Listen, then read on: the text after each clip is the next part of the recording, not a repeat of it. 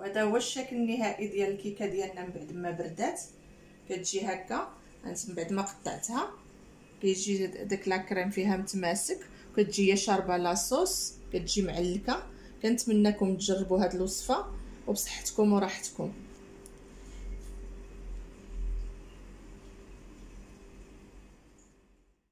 بالنسبه للمقادير، عندي هنايا نص زلافه ديال السكر سنيده، من الافضل تكون رقيقه. عندي زلافه ونص ديال الدقيق الابيض، زلافه ديال القهوه، عندي الماء دافي هنا غليت فيه معلقه ديال القهوه العاديه اللي كنشربوا، 5 المعالق ديال زيت المائده، 2 حتى 3 المعالق ديال الحليب على حسب الاحتياج ديالنا، شويه ديال كميه ديال الكوز مهرمش او لوز اللي عندكم اللي بغيتو ديروا. الا ما كانت حتى شي حاجه ماشي مشكل، ما كيغير حتى شي حاجه في الطعم ديال الكيكه. عندي واحد الياغورت ديال الشكلاط بهذا الحجم هذا راه معروف.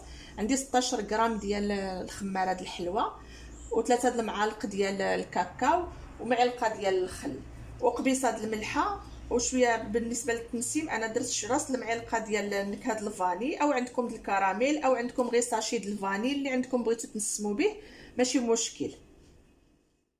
بالنسبه للطريقه ديال هذه الكيكه سهله، غادي نخلطوا جميع المقادير في نوبه واحده. والزلافه اللي عبرت بها انا هي هذه كتوزن 250 غرام، ولكن كل واحد اللي عنده شي يعني يقدر شي واحد اخر ما تكونش موفره عنده شكل اخر زلافه اخرى يخدمها. المهم يخدم العبارات كلهم بنفس الزلافه، نفس الزلافه يكمل بها كل شيء. غادي نبداو دابا ان شاء الله على بركه الله. غادي ندير ديك السكر سنيده، الحلاوه على حسب الذوق، اللي بغاها حلوه اكثر من هذا الشيء يدير زلافه عامره او زلافه لارب. انا درت هذه الكميه هذه. غادي نزيد عليها الزلافه ديال القهوه اللي عندي،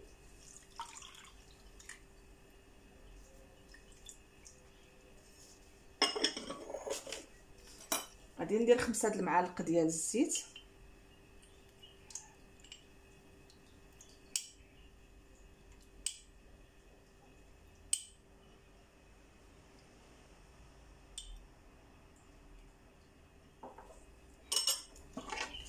غادي نزيد داك الياغورت ديال الشكلاط. طريقتها سهله، كتخلط كلشي كيتخلط في نوبه وكتجي زوينه.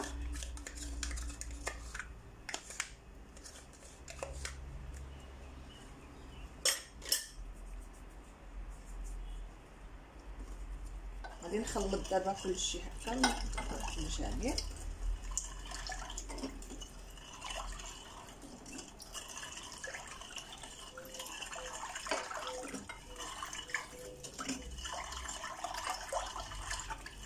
شويه غير باش تذوب شويه سنيده. انا بالنسبه راني مخدمه سنيده رقيقه دغيا كتذوب، غير باش تنسجم لي المقادير.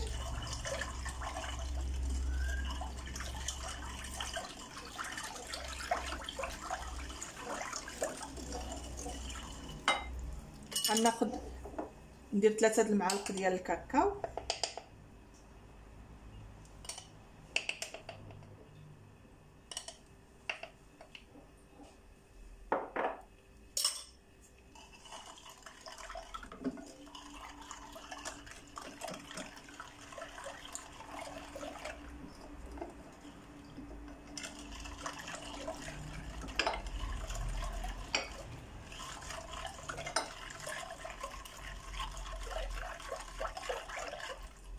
دابا ان شاء الله غادي نزيد الدقيق الابيض. انا راني غربلته 2 ديال المرات، من الافضل يكون مغربل.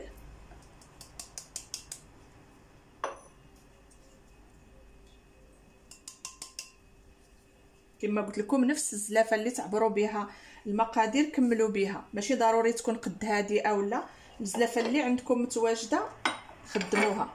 غادي ندير ديك الكميه ديال الكوز مع الدقيق باش يقبض، وغادي ندير في نفس الوقت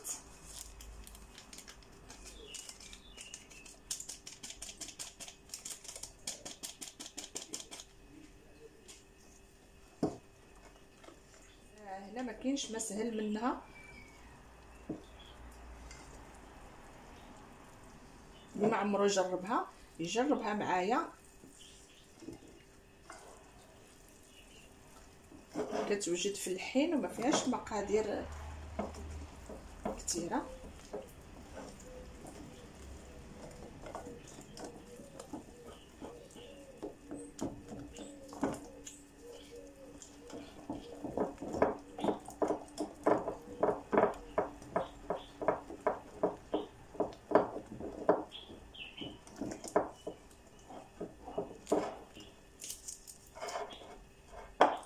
غادي نزيد معلقه د الخل، سمحوا لي نجيب معلقه.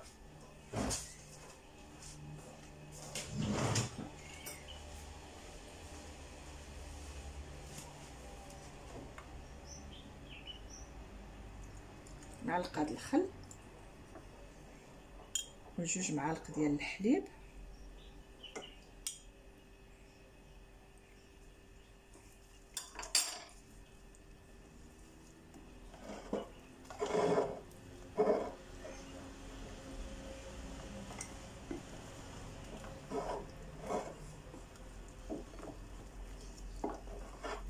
هاد المعلقه د الخل اللي كندير في الاخر وجوج معالق ديال الحليب بحال اللي كنزيدها الرايب في الاخر كتجي رطبه وكتجي فتيه بزاف.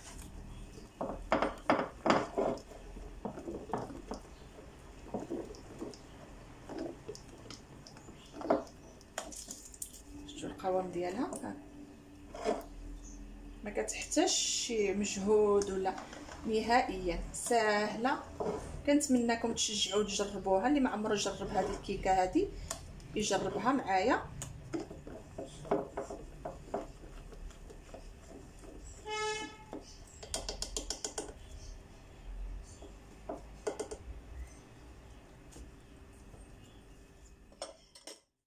دابا من بعد ما درتها في المول غادي ندخلها ان شاء الله الفران بارد، وغادي نشعلها غير من التحت، وغنديرها على درجه 150 160 درجه، وغادي نخليها واحد نص ساعه حتى ساعه قل الثلث كطيب ان شاء الله. نقلبوها ولا لقيناها وجدت صافي غادي نخرجوها من الفران، وعاود غادي ان شاء الله نوريكم ديك الساعه كيفاش غادي نزينوها. خليكم معايا.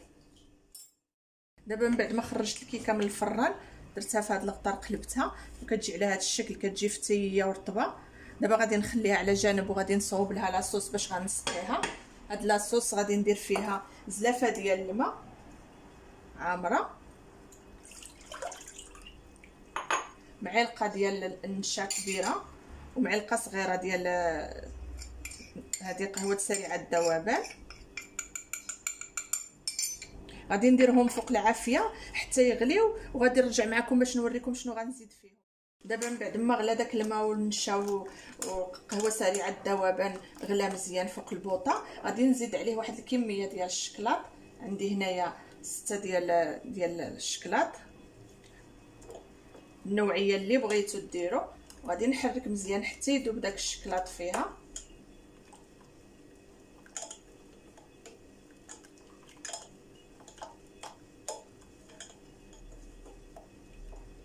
هاد المرحله اختياريه، اللي بغى يسقيها غير بشويه ديال الحليب يدير نص كاس ديال الحليب بارد ويسقيها، واللي بغى يدير هاد المرحله بحالي انا راه كتجي زوينه.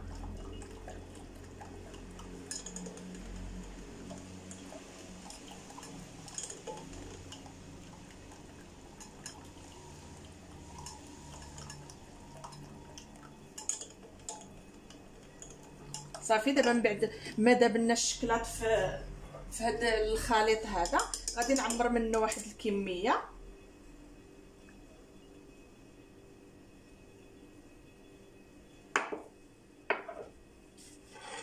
وهاد الكميه هي اللي غادي نسقي بها هاد الكيك بعد ما برد شويه. خصنا اما تكون هي سخونه وهو بارد، ودابا حيت عندنا حنا الخليط سخون هي خصها تكون بارده.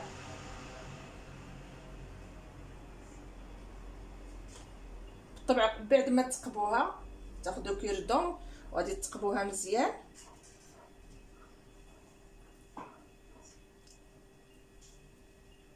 راه من بعد غادي هي كتبرد وهي كتشرب هذا الخليط هذا.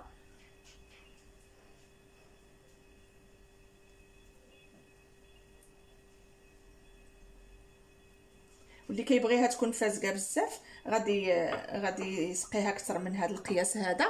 كل واحد والاختيار ديالو. ماشي دابا الخليط اللي بقى من داكشي اللي سقيت به غادي نزيد فيه نص زلافه ديال الماء، ودرت فيها معلقه ديال النشا. ها هي غادي نخلطها. راه واخا تشوفوا هاد المراحل كثيره راه ساهل هادشي، ماشي شي حاجه.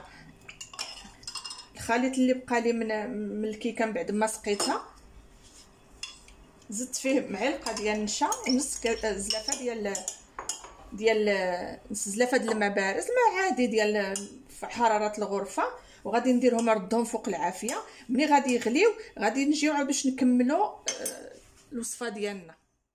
دابا من بعد ما غلى لي الخليط ديالي اللي زدت فيه الماء والنشا مره اخرى، ها هو غلا وعاود مزيان فوق النار. غادي نزيد عليه واحد ياغورت شوكولا بحال اللي درنا في الاول في الكيكه باش يزيد يعطيها نكهه.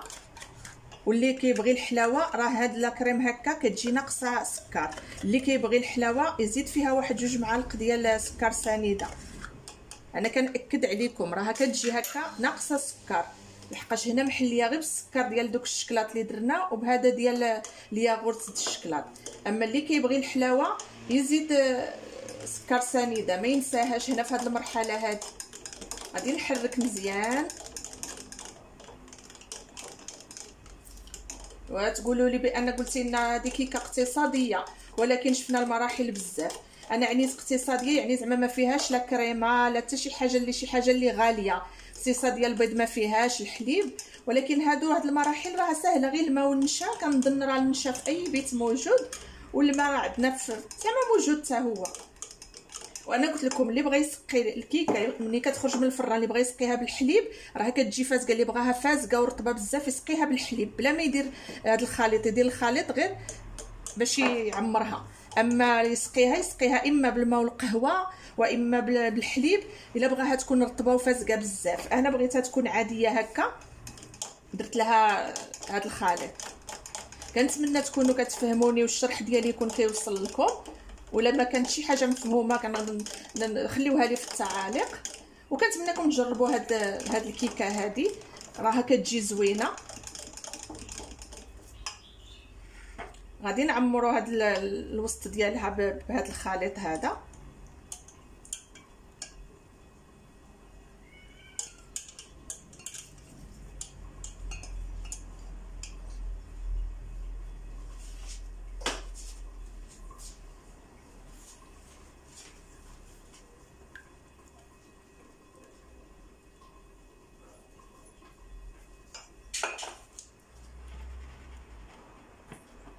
دابا غادي نخليوها تبرد وغادي نرجعوا من بعد باش تقدموها ان شاء الله.